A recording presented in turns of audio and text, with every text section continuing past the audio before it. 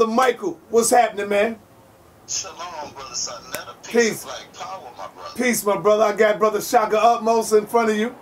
Hey, Hotep, my brother. I think we've spoken before. He called him before at the House of Content. He was asking me a lot of existential questions about God, and yeah, I'm familiar with the brother. Hotep. Yes, brother. How you doing, Shaka, man? Good to talk to you again. Oh, wonderful to hear from you, myself, my brother. I'm too blessed to be stressed and very grateful. The Netchers have blessed me, so I'm just grateful to be here talking to you. That's beautiful, man. That's beautiful. And the same way you opened up is the same way you opened up last time. So I see you the same brother. Absolutely. Every time. Keep it truthful. What can I do for you, my brother? I'm sure you have a question or a statement. Absolutely. Well, it's a question and a statement. Okay.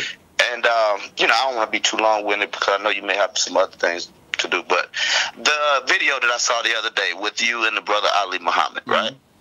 You all were speaking about the Septuagint. I wanted to clarify your particular position on the Septuagint's validity as relates to its geographical position where it was documented to be created. Not talking about the existential part of the book or the hexpillars and all of the joining texts that created the Tanakh and the later books in the Bible, because we know that was an ongoing work. Do we agree on that? Yeah, sure. So the original book and the documents that was contained in this so-called Pentateuch, I want to get your real opinion about it as relates to it being a document created at the behest of a king. My opinion about it? Yes. Well, what I usually try to do is I try to keep my opinions out of it, and I try to go directly to the historical record. That's what I try to do. Well, I'm asking for your opinion. I'm asking for it. My opinion is going to be what the historical record says. And what the historical record says is that, okay, hold on. I see what you're saying. As a matter of fact, I like the way you posed it because it makes more sense, actually, than what I was about to say. Right on, man. Yeah, absolutely. Because even the historical record has to be examined. You can't take something at face value just because it's a historical record. You have to put it in its proper context. So you're correct. All right, what the historical record would like us to believe is that because quite often what you will find in the historical record is actually propaganda that was instituted as the official historical record. So when it comes to the Septuagint or the 70, the historical record would lead us all back to the Library of Alexandria in roughly the 3rd century BCE.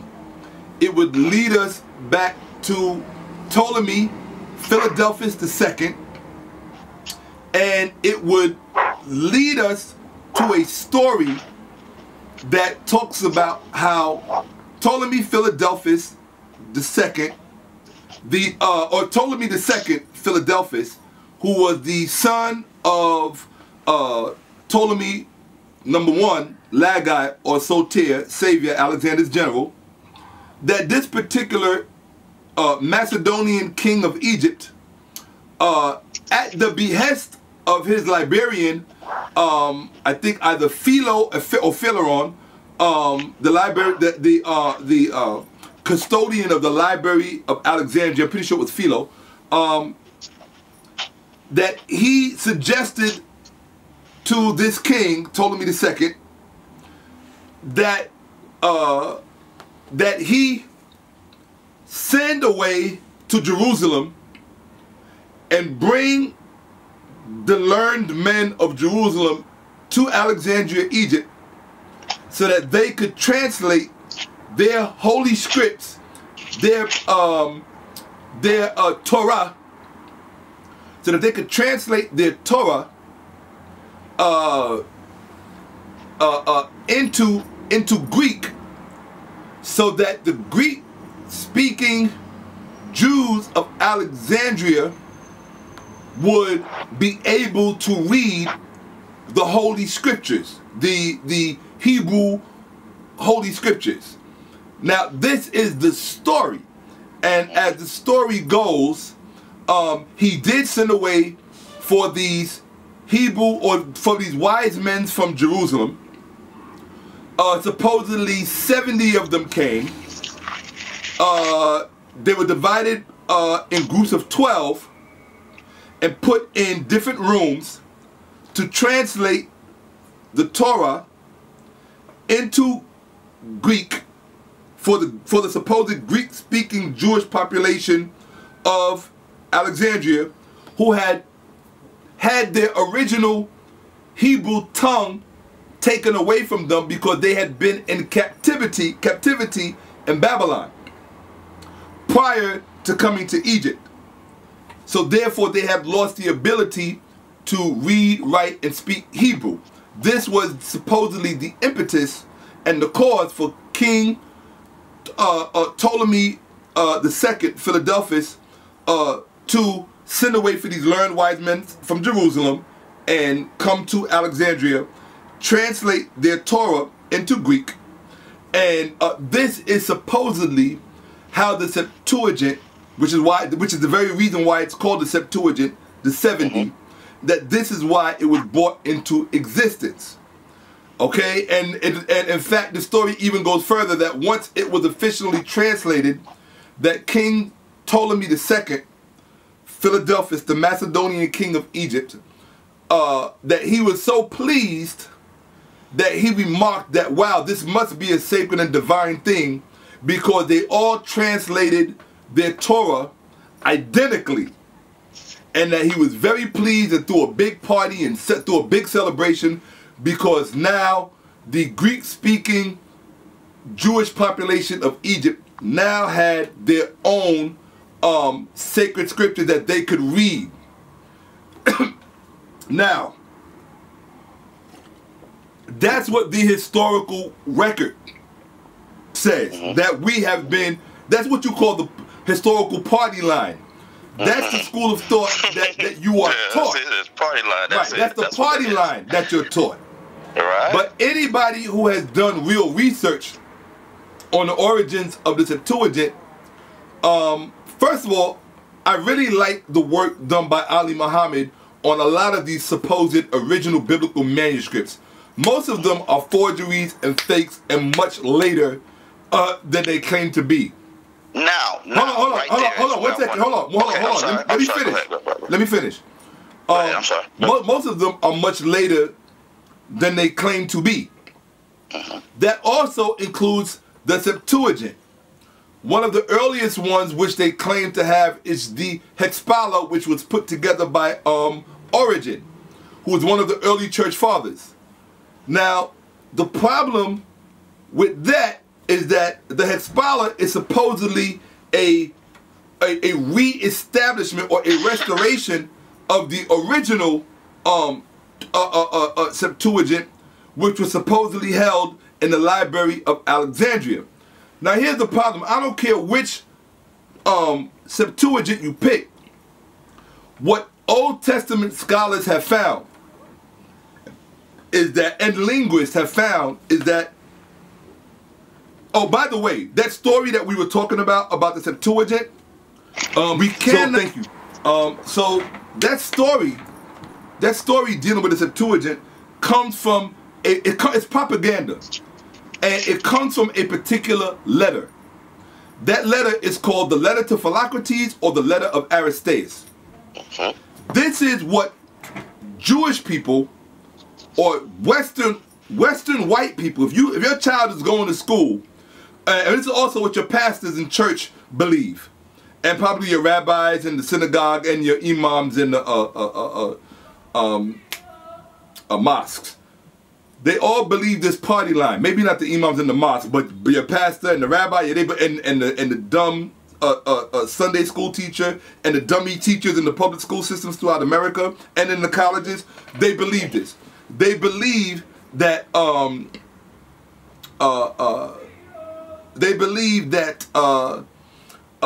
this is how the Septuagint came into being. But that story about how the Septuagint came into being comes out of a letter. That letter is called the letter to Philocrates or the letter of Aristeas. The problem with that letter is that that letter is known to be pseudepigrapha. It is a fact, it is a known fact that the letter of Philocrates and the letter to or the letter to Aristeas is pseudepigrapha, which means it is a false superscription. It is a letter that was written at a much later time that was superimposed or attributed to an earlier figure who lived centuries earlier, which means it's a fake. Hold on, which means it's hold on one second. Which means that it's a fake. So if the letter I'm not to saying nothing, brother. I'm still being patient. Okay, I'm almost done. So if the letter to Philocrates and the letter of Aristeas is a fake, that means that we have to dismiss the story about how the Septuagint came into being. So if we dismiss that story, then we have to look at what the actual evidence of the Septuagint says. And what the actual evidence of the Septuagint says, according to some of the best Old Testament scholars out there, is that when you look at the Greek that the Septuagint was written in, that Greek does not reflect Jerusalemite Greek at the time. If that story was true, that's in the letter of Aristeas, that means that the Greek that the Septuagint was written in, it should reflect Jerusalemite Greek, the Greek that was spoken in Jerusalem at that time. But it does not. What linguists have found out is that the Greek that the Septuagint is comprised of reflects Egyptian Greek. That means the Greek that the native Egyptians learned to speak. So what that means is that the original documents that went into making the Septuagint was put together, it was translated, the documentation process or the translation process was not carried out by any learned men from Jerusalem. The translation process, whatever those documents were, those documents that later on produced the Septuagint, the translation process was actually carried out by native Egyptian scholars that spoke Greek. Because the Greek that they wrote the Septuagint in, the idioms, the language, the syntax, the morphology, it reflects a particular identity. So we know that the Septuagint is an Egyptian Greek product. It does not come from anything relating to Jerusalem or Israel or the Hebrews. Okay. Okay. Now, I had to establish that before we move forward. Okay, that's beautiful. Now, that is what is called, again, you said it before, that's called the propaganda. That is, that's made known to the world, the widely known the letter propaganda. of Aristeas, the letter of Philocrates is the propaganda. Okay, let me address that. Because I talked with Dr.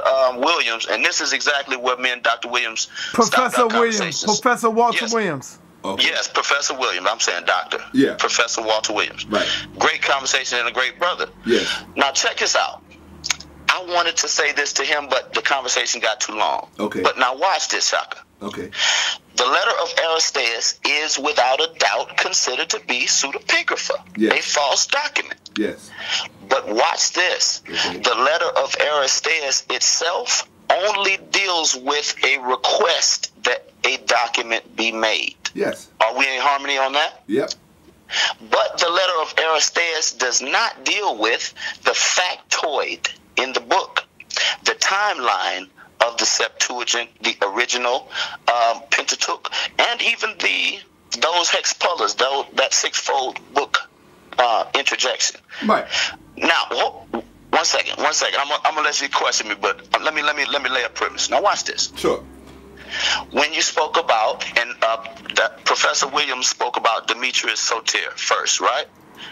But the tradition of this documentation, which claps hands with the Dead Sea Scrolls, goes back earlier than Demetrius Soter. This is just where this moment in the Ptolemaic period. I'm sorry. I have to stop you for 1 second. One second. Before you move forward, we have to clarify something. You keep referencing someone named Demetrius Soter. Who is Demetrius Soter? 162 to 150 BCE, brother. Okay. I just wanted to make sure. That you weren't confusing Demetrius Soter with Lagai 1, who's also referred to as Soter. No, sir. Okay, no problem. Absolutely. No problem. So to be accurate, that what we're talking about, Demetrius Soter, is still around this time of the propaganda story. This is, and I'm saying to you that the clapping hands of the Dead Sea Scrolls with the Pentateuch, it precedes that. And also into the life of the later portion of the... Hold on 1 second, brother. What precedes what? Even the factoid information. Like, let me give you. Antiochus III, right? The Great. Antiochus III. Okay, Antiochus. All right. Antiochus. Okay. The third. All right. The Great. The Great. Okay. 198 to 187 BCE, right? Right. That precedes Demetrius I Soter. What do you mean that precedes? You're not making any sense at this point. Precedes. I know what precedes mean, but you're not giving me a scenario that precedes another scenario. You're just using names and the word precedes. So let me answer to you, brother, so you can listen to the statement, so you can understand the direction where it's going. Okay. Okay, I'm saying that because what you put forth before, the propaganda story, in which I do not have any argument for, because that is the historical story, right? Story. But we have a harder history when we look at the lives of these kings and we look at the lives of the Judean people. Now, being that you employed Josephus, as relates to the story of the Septuagint, we have to look at the life of Josephus and the time of Josephus. Now, when we deal with Ayudea Kata, you know what I'm talking about? Yeah, I know. Yeah, yes. You're talking about the Didache? No. This is a coin. Oh, okay. Ayudea Kata, and it's stamped. Okay. Right. This is the coin that's on the front of Josephus's book. Okay. Right? Now, without going through the whole coinage of Greco-Roman history, we know that is also accepted history, not propaganda, right? You're talking about the coin? Say again, sir? Are you talking about the coin? Yes, the coin. The coin itself. Would you do me a favor and spell the coin, please? Okay. You can say it here, English. The letter that would be congruent with an I. Right. The letter that can be congruent with a U, which would be a V shape. And D. Brother, can you just spell it out? I-U. Okay. I-U-D-A-E-A, brother.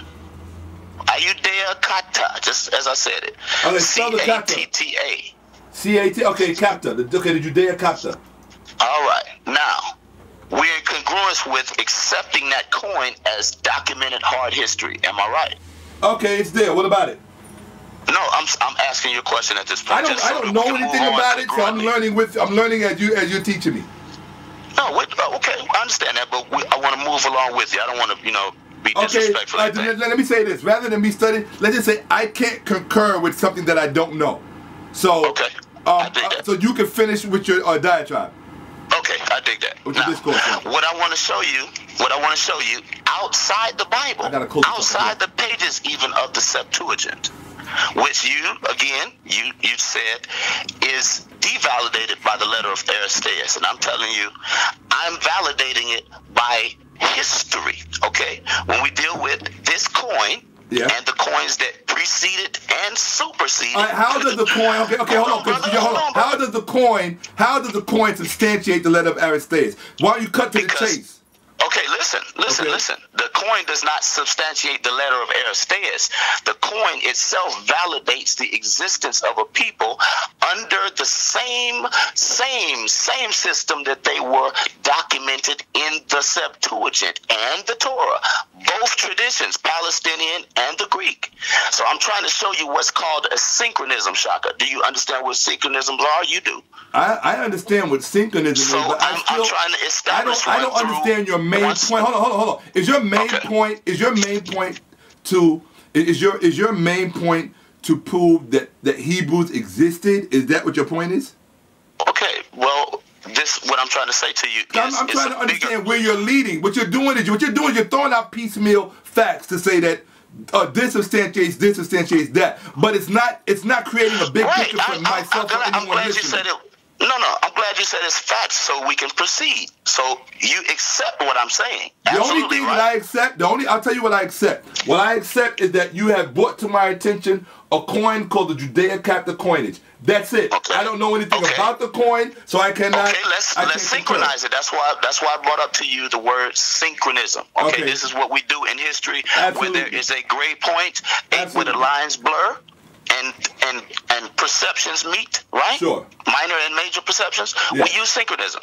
Now, if I'm telling you that this coin is connected with the man Josephus, the time period, and the ruling cultures, economy, socio-political structure, and their rulership over these people.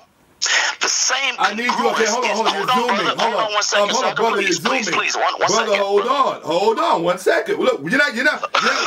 We're intelligent people. We're intelligent people. Go ahead, brother. We're intelligent people, so we have to proceed an intelligent way. Absolutely, you said that the coin. Hold on. You're talking about synchronicity, right? You're talking about synchronicity. Hold on, brother. You're talking about synchronicity, and you're saying that the coin somehow relates to Josephus. I don't know how and what way this coin relates to Josephus. So until you establish that, you can't just move to the next trapezoid and think like it's okay. You got to establish point by point, fact by fact. You're failing to do that thus far. Okay, so we can look at the date of Josephus' life, brother. We know it definitely is claimed to be 37 AD, right? 37, okay. 100 AD. You said 36. We can accept any number that's flexible. What, Josephus? And we can synchronize the life of Josephus and that coin, Shaka. That's what I'm saying to you. Why I'm bringing up that as a synchronism, brother. Okay. All right. No problem. Okay. So the coin existed. I'm following you, but I have to follow you my way, okay? So I dig it, okay, brother. so hold on. Whatever way you want to do this. Yes, all right, cool. All right, so what you're saying is that the Judeo-Coptic coinage existed at the same time that Josephus did, under the same conditions, correct? No. I'm saying that the economy, that's why I said it before. Okay, the economy and the socio-political structure that is the Greco-Roman Empire existed during the time of Josephus. That's why this coin is on his document. Okay, no problem. I have no problem with that. Absolutely. So can we proceed on from that? Sure, absolutely. Okay, so now the next point that I would want to bring and still keep that on the table is, again, the document itself, the Septuagint. Even in the back, when we talk about the Maccabees, and I talked to Dr. Smalls about this one, he says that the book of Maccabees is his favorite. Well, one particular book out of the book set. It's his favorite. And I respect that, brother, just as I respect you and Dr. Williams. Wonderful. And I respect the truth in the brother. You understand? And I know he wouldn't accept anything that does not have any factual basis. Maybe he rejects the rest of the book. But that is where I'm hanging my hat at. That time period, that political structure, that economy, that time period is where this story and synchronism begins, around 200 BCE, from Antiochus III, or considered to be the Great, all the way up to where Demetrius Soter is. This is where the actual on the ground history of the Septuagint and its makeup, this is where the real history lies. So I think the world has gotten, I don't think there's any argument with what you put forth, but I think the world has gotten an overall bad look at it, because the letter of Aristeas takes you into another mental space. But if you deal with the actual history, it's really there. The people, the time, the events, and the timeline, because, and this is the last closing statement on that, the timeline of the Septuagint is much different, and I know you agree with this, than the majority text, correct? Well, actually, I haven't done the research into that area as far as dealing with the majority text is concerned, as it contrasts the timeline in the Septuagint.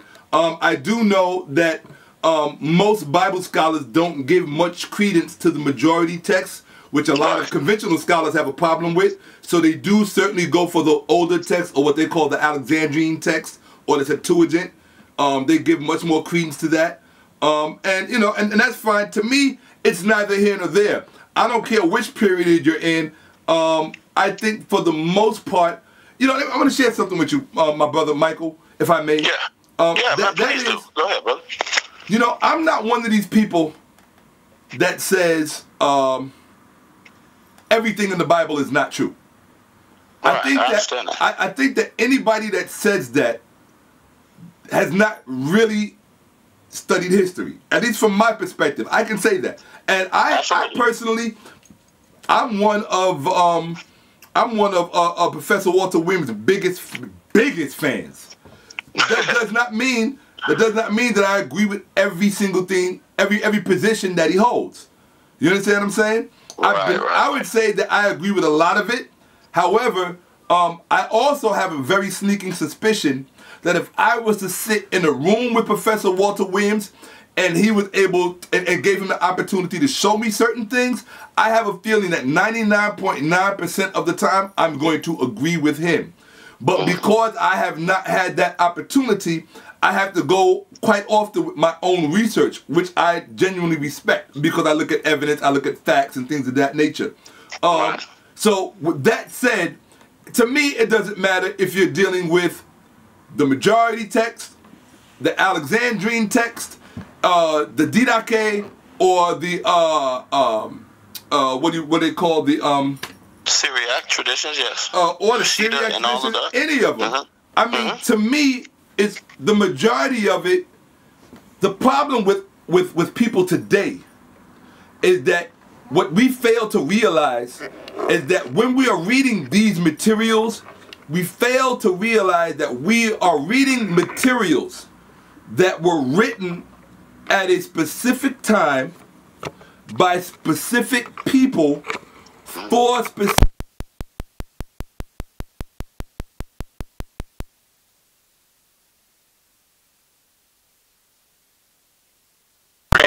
And that they were written, I'm not finished with my statement. And that they were written, I'm all ears. Go ahead, man. And that they were written for a particular audience. And so therefore, the problem is that the wrong audience has received the wrong material.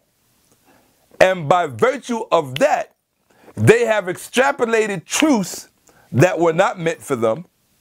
They have extrapolated from this literature falsehood that was not meant.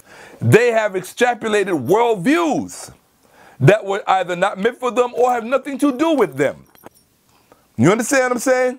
So, I agree with that. So now, let me say this last. Last but not least. I have a problem with a lot of people who are still talking about this whole Hebrew thing because they speak as if they did not see the presentation that I gave at the Kimenon trial debate, where I showed through the documentation, through the best archaeological research today, that shows through the evidence, what the evidence says. If you look at the work of Israel Finkelstein out of Hebrew University, and if you look at the work of his partner Neil Sieberstein, these are two of the top Hebrew archaeologists who are doing the cutting edge work on archaeological remains that as it relates to Israel and the whole Levant, even as it relates to Egypt. These guys are at the forefront of the game. So I can't listen to people who aren't dealing with the cutting edge information. We're dealing in a time we could get stuff almost real-time information. So to me, if you're not talking about Finkelstein's work or Silberstein's work, I can't really jive with you because you're not talking about things from a point of the evidence.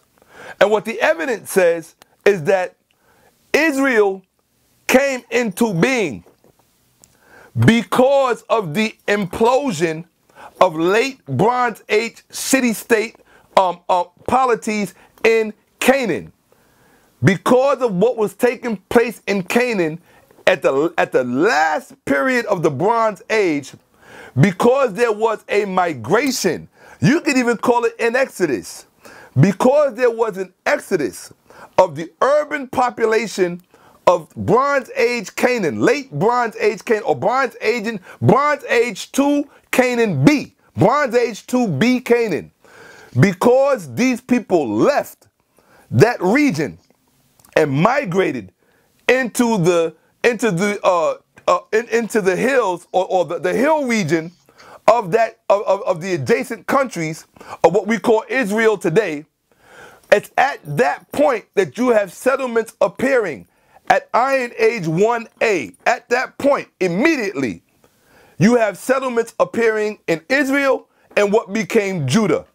And so you get two brand new economies that did not exist there before. Well, they could not have existed there before because the people who were there were previously in Canaan. So you couldn't have an economy where people were not. So you get an economy at Iron Age 1 in Israel and Judah because those people who left Canaan, they were Canaanites. That's why he says in the book, lo and behold, these people who we are calling Israelites were originally Canaanites themselves. They were just Canaanites. That's all they were. They were people residing in Levantine and Canaan, whatever identities they called themselves by, their little tribes or this, that, and the other, right? They did not become a state. They didn't even become a, hold on, one second. These people did not become a state until the Iron Age. There's no such thing as a Bronze Age Israel. There's no such thing as even a Bronze Age Moab. Why? Because these people have no identity until the Iron Age. That's when they begin to create their stories. You understand? Their stories don't even predate the Iron Age. You understand what I'm saying? So it's nonsensical to talk about these people as if their identities were real, the way we are reading them back today. You want to talk about the Hebrew people, when you look in the historical record, there's no even, when you look at the archaeological remains, there's no people referred to as Hebrews. So what are we even talking about? Now, let me interject here, Shaka. Sure.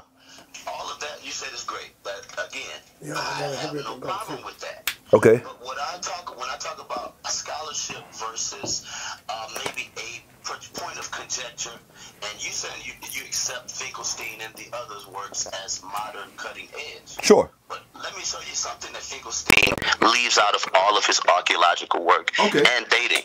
Now, here's a principle. Watch. Neo versus migratory. Did you hear what I said, brother? You said neo versus migratory. Yes. Okay. Now, let me show you.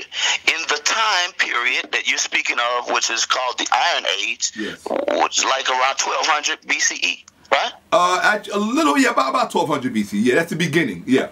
Right. Now, that area or that time period has a very strange, another synchronism. But we won't deal with the synchronism. I want to deal with the people called the Hittites, right? Yeah. Now, here's what Finkelstein won't tell you. Okay. Finkelstein will only tell you what you just spoke about, which is the considered Iron Age Hittite kingdom.